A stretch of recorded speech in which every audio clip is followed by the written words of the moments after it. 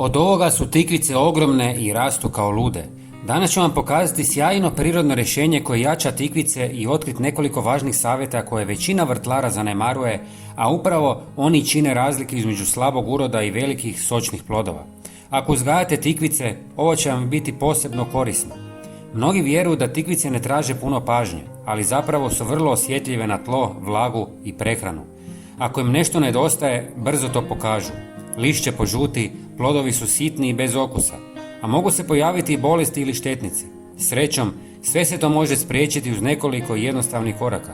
U ovom videu pokazat ću vam kako nahraniti biljke na prirodan način, koje sastojke koristiti, gdje ih nabaviti besplatno i kako ih primijeniti za maksimalan učinak. Ne koristimo skupe proizvode, već kućanske sastojke koji, kad se pravilno spoje, daju odlične rezultate.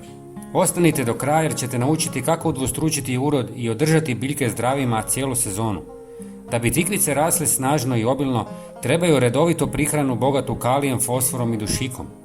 Pripremit ćemo tekuće gnojivo od 3 jednostavna sastojka, a 2 možete lako nabaviti besplatno. Obratite pozornost jer ćemo vam reći gdje ih pronaći. Za početak ulijte 300 ml tople vode u posudu i dodajte 1 punu žlicu drvenog pepela.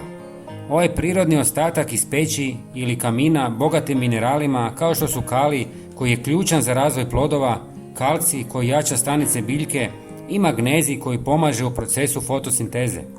Osim toga, poboljšava strukturu tla i smanjuje kiselost. Zatim dodajte 1 žlicu iskorištene talo kave.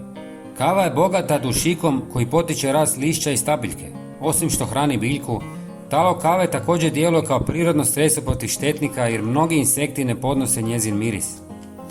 Treći sastojak je pola žlice sode bikarbone.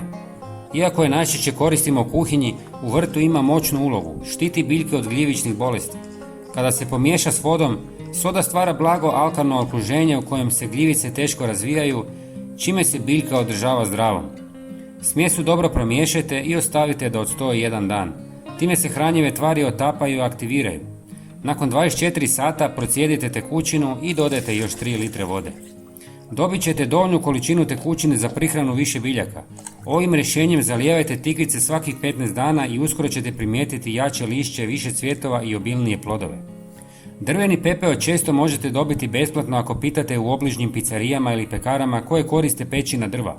Obično ga bacaju i rado će vam ga dati. Isto vrijedi i za talo kave. Pitajte u obližnjem kafiću i vjerojatno će vam ga sačuvati bez problema.